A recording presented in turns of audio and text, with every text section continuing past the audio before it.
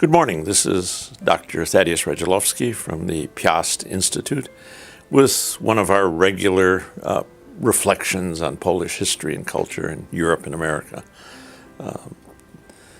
As we come to the end of the Lenten season, we begin to think about Easter. And there's probably no season of the year that's richer in ceremony and symbolism than Easter for Polish culture. Before we go on, let's just talk just a bit about a symbol. Sometimes we think of symbols in the modern age as just things that sit out there and remind us of something. And very often when we go through rituals, we think of ourselves as reenacting something. But symbols are actually much deeper. They point to a deeper meaning than ordinary words can even speak. They point to mystery. They are not just a simple picture hung on a wall that we're looking at, but they try to get at the very heart and meaning of an event or a ritual. And one of the interesting things is that perhaps they correspond to what in the Eastern Christian Church is called the icon. An icon is as we know, a picture, but it's not a portrait. It's a sacred image. And more than that, it's not a picture of something that was, but something that is. It's like a window on eternity. And the symbol has that same meaning for us. When we talk about preparing or painting icons, we don't talk about them as being painted, but we talk about them as being written, pisane. And when we talk about some of the things that we deal with in Easter, the most common thing we think of when we think of Easter is the Easter egg. And it's a pisanki. We're writing. And it draws in its imagery on that Christian notion of logos. God is the Word. So when we talk about these symbols of Easter, they're written. They're sacred writing, in a sense, that open us up to the wider meaning of the feast. The Easter season begins for Poles with Palm Sunday. Now in Poland, of course, in northern climate, palms don't grow. So Poles create their own palms, pussy willows, or wreaths made of flowers and branches and bushes that symbolize the palms that greeted Christ as he came riding in triumph into the city of Jerusalem on Palm Sunday. The following week, of course, shows his fall from power as the crowds turned against him, and he was betrayed to his death. And so on Holy Thursday, after the Mass, one of the things that happens is that the Blessed Sacrament in Catholic ritual is removed from the altar and set aside. The altar is no longer a place of sacrifice. Christ is gone. The Mass is the last Mass, the Last Supper. And for Poles, one of the traditions on Holy Thursday is to visit the churches and to see these special tabernacles that are set aside, to visit the Lord as he waits in prison and as he is about to be tortured and killed. The great celebration on Good Friday is the Traore, which is, of course, common throughout the Christian world. But one of the traditional Christian prayers that the Poles said on Good Friday was the Gorzkie Żale, lamenting and the sufferings and death of Christ, the pain and the torture that he suffered. The words themselves mean bitter lamentations. And so they set the season for us, and they remind us of the sacrifice of the cross. After the Traore, the main ceremony in the church is the Adoration of the cross and the opening of the grave. In Christian churches, we commemorate, therefore, the death of Christ. But the Poles always go further. And Polish churches have a tradition of creating a statue of Christ in the tomb. This is the 14th station. This is the station of the cross that ends with Christ being placed in the tomb. And in many Polish churches, this image of Christ in his tomb is the image that is central to Good Friday and Holy Saturday. On Holy Saturday, the preparation for Easter begins, the preparation for the resurrection. And one of the wonderful traditions is the blessing of the food. Poles put together a decorated basket, decorated with boxwood, and food, special food that will break the fast after the resurrection. And so there's eggs, colored to represent life and rebirth. It's the special symbol of Easter. Some representation of Christ as the Lamb of God, the sacrificial lamb, a cake, a butter image, or even in some cases a carving or plaster that's brought to the church to represent Christ as the sacrificial victim.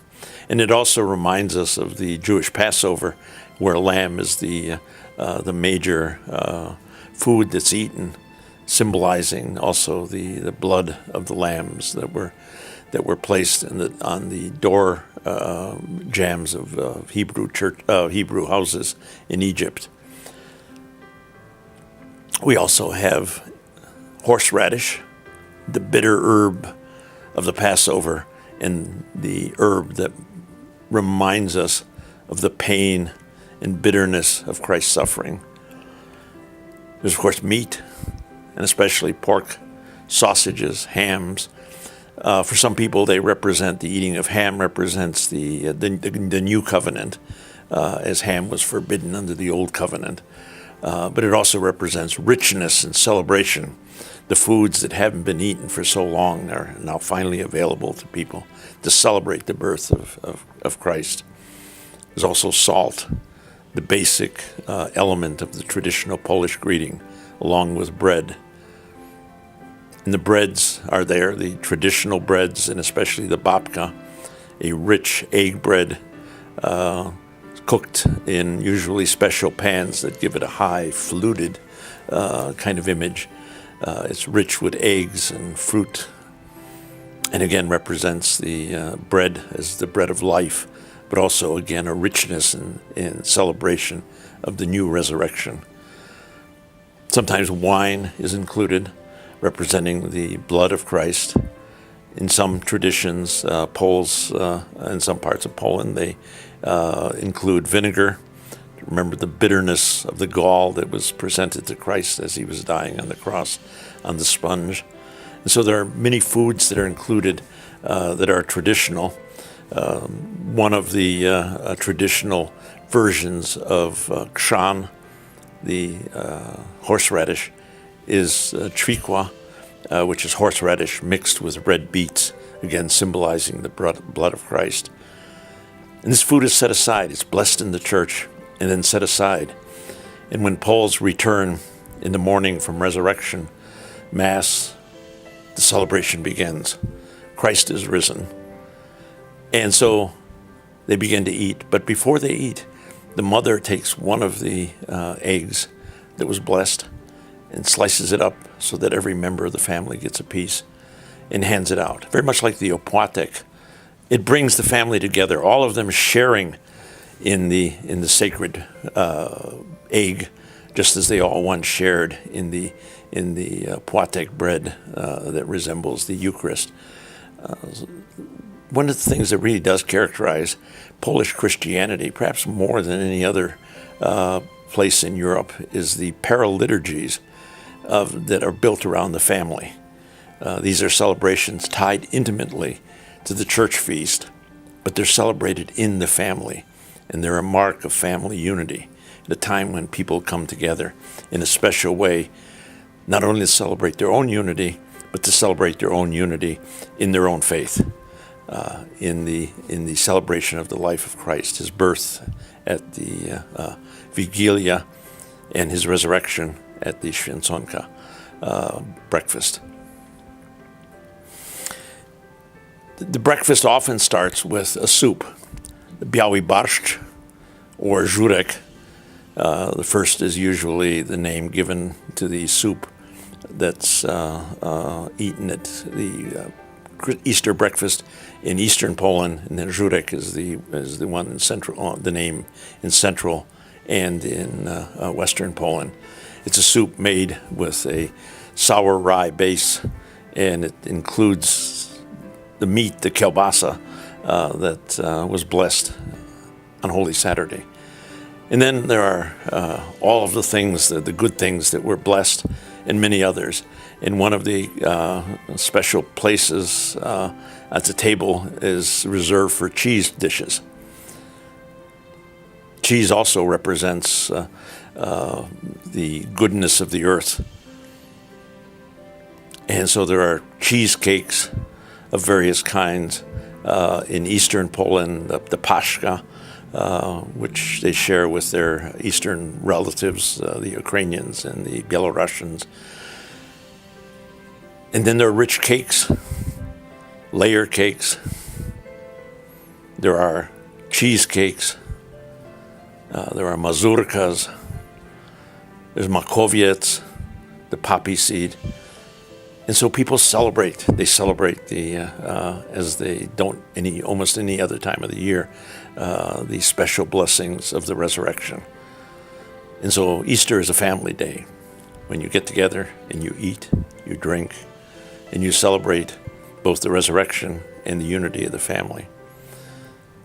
But Easter doesn't end there. The following day is known to Poles as Śmigus Dingus. It's an old celebration, and it's probably, as we look at the history of the celebration, it's probably a mixture of several celebrations. What happens on that day is boys get water, and they go to the homes of the girls, especially those girls they want to flirt with, and they throw water on them. In the cities, it's a little more civilized, and in most refined circles, you sprinkle perfume on people or cologne. But the symbol is kind of an ancient fertility symbol. Water is one of the symbols of life on earth and life for people. And so it's this spraying of water on people, and sometimes switching them with branches. In some parts of Poland, the next day, the girls get their chance to do it. But now in modern times, almost all of it's combined in one day. Both boys and girls, not of marriageable age, run around spraying each other or throwing water on each other, and sometimes on other people too.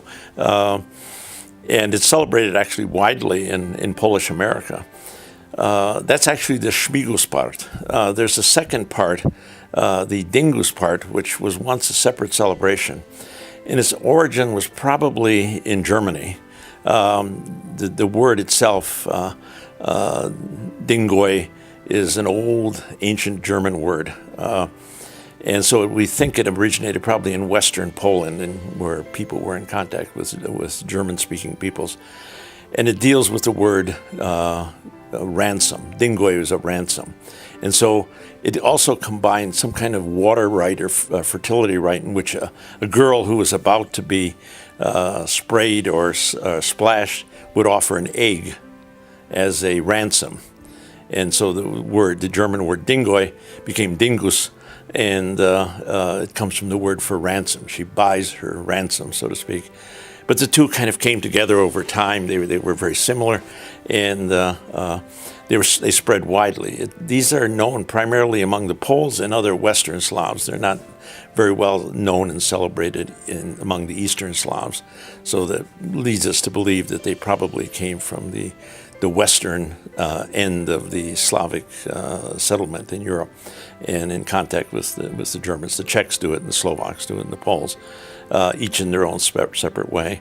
But again, it continues the celebration. In Polish America, in some places, Dingus is, as in Buffalo, a major celebration.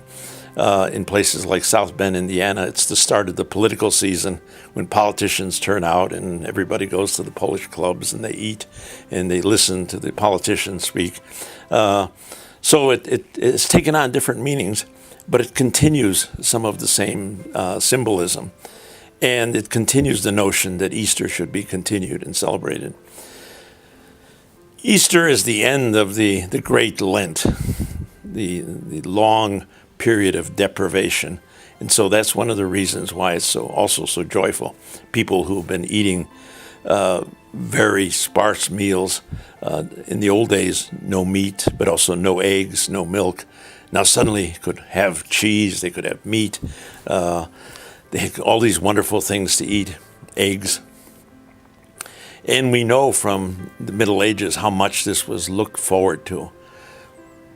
We do have some fragments of Polish medieval songs that were sung on Palm Sunday, and they look forward to the resurrection, but they also look forward to the celebration that's going to come, and the ability to eat again, because Poles do love to eat the foods that they had missed so dearly during the Great Lent.